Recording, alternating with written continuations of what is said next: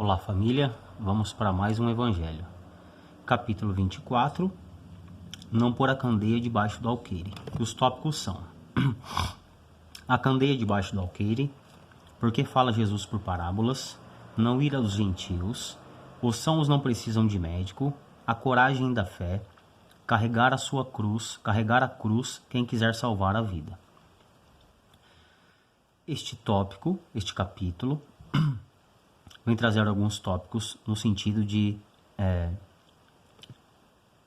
como deve ser o nosso proceder. Vem explicar o porquê Jesus falava em parábolas, né? E qual deve ser a nossa busca, a nossa prática, né? Vamos falar assim. Então, o primeiro tópico aqui, a candeia debaixo do alqueire é que não há nada escondido que um dia não seja revelado. Não há nada oculto que um dia não seja revelado. E que não se deve pôr a candeia debaixo do alqueire, que é esconder o conhecimento, porque sem a luz da razão, a fé se enfraquece. E aí a gente volta para aquela velha máxima, que a aula é de acordo com o aluno. O porquê que então Cristo falou em parábolas naquela época, porque o povo não tinha maturidade intelectual e espiritual para compreender os processos espirituais. Então ele deixou em reservado, e como ele gostava de dizer, quem tem ouvidos, né, quem tem entendimento vai compreender. E no tempo certo, a espiritualidade então veio trazer ao homem o conhecimento que estava oculto atrás das parábolas que Cristo deixou. E veio elucidar muitos tópicos que as pessoas levaram ao pé da letra ou então não compreenderam. Assim? Então, e assim é em tudo. Não tem como a gente ensinar uma criança que não sabe andar a correr. Então, tudo a seu tempo. Não tem como, sem maturidade, passar um conhecimento complexo para alguém que não tem conhecimento ainda. Então, tudo a seu tempo. Então, quanto mais nós nos esclarecemos, quanto mais nós nos aprofundamos nos conhecimentos sobre os processos espirituais, quanto mais a gente se aprofunda na nossa Umbanda, mais conhecimento a gente vai adquirindo. E isso nunca vai ter fim, né? Nunca terá fim. Seremos sempre aprendizes. Orgulhoso e vaidoso é aquele que se diz eu sei, né? A gente tem que aprender a dizer estou aprendendo, porque a cada dia novo, mais aprendizado. Nunca ninguém vai saber tudo. Então todos nós, de acordo com a sua busca, de acordo com o seu estágio, vai chegar o momento de todos saberem o que poucos sabem, vamos dizer assim, cada um a seu tempo. E não se deve, aí é interessante pensar que vamos analisar a gente dentro da nossa Umbanda, por quantas e quantas vezes nós entramos num processo de prova e de expiação e de problemas pessoais, né? E dentro da Umbanda, com uma aula simples, de uma maneira muito simples, a espiritualidade nos traz um conhecimento que nos alivia, que nos enche de esperança, né? Que nos dá força, que nos fortalece para a gente passar pelas nossas provas. Então, é o questionamento que a gente faz para a gente. Diante de uma oportunidade de auxiliar o próximo, ainda que esse próximo não goste da Umbanda, que ele não aceite a Umbanda, ou que ele não saiba nada de Umbanda, diante de uma situação de auxílio, por que não auxiliar, elucidando o ser da capacidade imensa que ele tem dentro? Então, não se deve negar, é uma negligência a gente não auxiliar o próximo, a gente sabendo como ajudar. Porque a gente acha que a gente sempre está raso, né? Eu sou assim, eu leio, aprendo e eu falo, não, está raso ainda. Tem muita coisa a ser descoberta. Mas esse raso, esse pouco que a gente aprende, para algumas pessoas é a corda de salvação.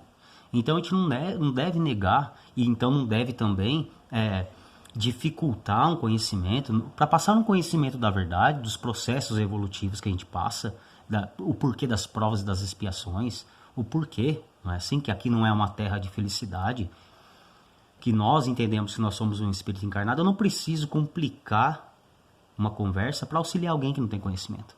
Eu não preciso chocar ele com as minhas verdades.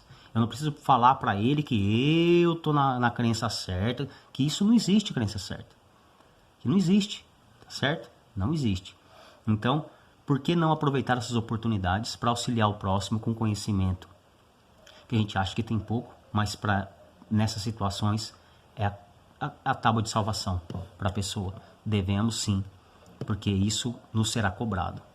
Nós, enquanto a gente se coloca como um trabalhador da luz, né? Como um instrumento para a caridade dentro do terreiro, buscando se melhorar, se conhecer para a prática da caridade, para a prática. Então, a cada incorporação, a cada encontro, a cada reunião, a cada gira, uma nova aula. A cada nova aula, mais uma ferramenta para o trabalho da caridade. A cada conversa com o consulente, a cada dia que você tem a oportunidade de estar diante da espiritualidade, uma nova perspectiva nos passada.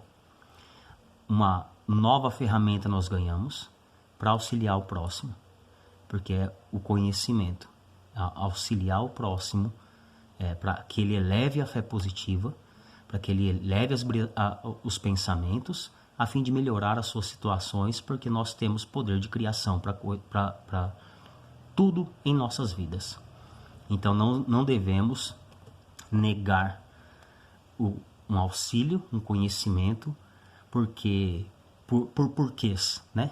Porque o outro não gosta da Umbanda, porque o outro tem outra crença, porque... Não tem porquê. É auxiliar por auxiliar. É esse o trabalho. Doar-se é a verdadeira caridade. A caridade moral, nós já temos ferramentas demais e nós não devemos escondê-la. Devemos passar isso adiante, né? A verdadeira riqueza. Quanto mais a gente passa, mais ela aumenta. Conhecimento. Aqui os sons não precisa de médico, né? Muitas vezes falada. Se o nosso templo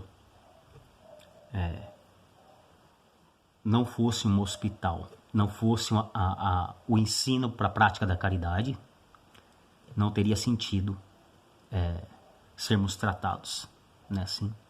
E as pessoas, a gente se confunde muitas vezes, por falta de vigia, por falta de reforma íntima, por falta de fazer a nossa parte.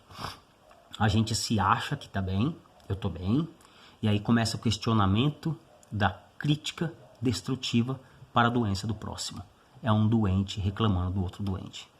Mas isso é inaceitável. Por que o outro está fazendo isso? Quando nós deixamos de cuidar do nosso papel, da nossa parte, de se preocupar, de se comprometer, de se disciplinar à busca do melhoramento nosso, que a reforma íntima é individual, particular e intransferível, nós estacionamos nosso trabalho de evolução e tentamos destruir o trabalho do outro, atrapalhar o processo de cura do outro, criticando e apontando erros. E aí, se a gente tiver um pouco de humildade, de entender que todos nós fazemos parte de tratamentos, cada um com a sua necessidade, né? Assim, todos estamos em tratamento. Não tem como reclamar de um vômito de uma criança que está doente. Não tem como reclamar da queda de alguém que está passando mal. Então não tem como você criticar o próximo pelas ferpas que ele solta porque ele está adoecido. A nossa parte é quem sabe mais auxilia quem sabe menos. É necessário que a gente faça a nossa parte, que é cuidar da nossa vida, de melhorar nossas energias, de aumentar a nossa sintonia com a espiritualidade, a nossa fé positiva e a nossa confiança em Deus e na espiritualidade, para a gente, toda vez que nos encontrarmos com os nossos irmãos e os mesmos não estiverem bem, aí lhe está nascendo uma nova oportunidade de auxílio para você. Porque se a gente não auxilia nós, os nossos, a gente quer auxiliar quem? Porque não tem vantagem, você não vai ser visto auxiliando o seu irmão e o outro da rua todos verão. Então a gente tem que calcular bem o que a gente anda fazendo, porque senão não tem sentido. Se esse for o propósito, não tem sentido. O sentido é que todos nós estamos na mesma busca, mas com a individualidade do tempo de cada um. E nós não estamos para questionar quem está melhor do que quem. Estamos para auxiliar todos a fim de que nós melhoramos a nossa sintonia, a nossa harmonia, cada um fazendo sua pequena parte, aumentando a energia da nossa egrégora e facilitando o trabalho da espiritualidade. Os sãos não precisam de médico, não é assim? Não tem como a gente expulsar um doente de um hospital. Pelo contrário, ele vai, ele volta, ele vai, ele volta e a porta sempre estará aberta, não é assim? Carregar a cruz, quem quiser salvar a vida, dá pra gente pegar uma perspectiva bem simples. Você tem que compreender que nós estamos aqui, não estamos para sofrer, mas nós estamos para sair daqui melhores do que chegamos. E a gente tem que compreender que o melhoramento, o apuramento espiritual, às vezes causa dor. A gente não está num passeio na Terra, tá? No oba-oba, não tem que me preocupar com nada. Estamos aqui com um propósito, sim, e cabe a gente, cabe nós, cada um com a sua parte individual e intransferível, fazer por onde doer menos, mas compreender que vai doer, que acontecerão coisas que a gente não vai gostar, porque o melhoramento, o processo de depuração espiritual causa dor. Nós vamos passar por provas, por situações difíceis, mas nós não findaremos a nossa vida com problemas materiais. Nós somos espíritos e viemos aqui e diante das provas que a gente encontra, que acha que ali acabou o nosso processo, a gente tem que compreender uma coisa: somos direcionados com amor e só vem pra gente provas que a espiritualidade tem plena certeza de que nós somos capazes de passar por elas, senão nós não as teríamos. Por isso, cada um com a sua parte, com a sua missão, de acordo com o seu estágio evolutivo, cada um de acordo com o seu tempo. É assim, família? E é essa a aula de hoje, família. Não há nada oculto que não seja revelado, os sãos não precisam de médico, e que cada um devemos passar de bom grado, com cabeça erguida, sabendo que nós vamos passar por situações complicadas, porque estamos na matéria, e aqui não é um lugar, não é o paraíso, aqui não é a terra da felicidade plena, que teremos sim situações complicadas, mas teremos força para passá-las de uma maneira sensata, agradecendo pela oportunidade de sermos auxiliados, de não estarmos sós, a fim de que tenha proveito, que tenha valia as provas que a gente passa, a fim de que elas não retornem para a gente. É assim? É não passar reclamando. Quando a gente passa alguma situação reclamando e questionando o auxílio da espiritualidade de Deus, nós estamos plantando outra oportunidade de sofrer, para aprendermos a dar valor que nós não estamos sós, em nenhum momento. Tá certo, família? Muitíssimo obrigado pela oportunidade de estudo, que Deus abençoe a todos e até a próxima aula.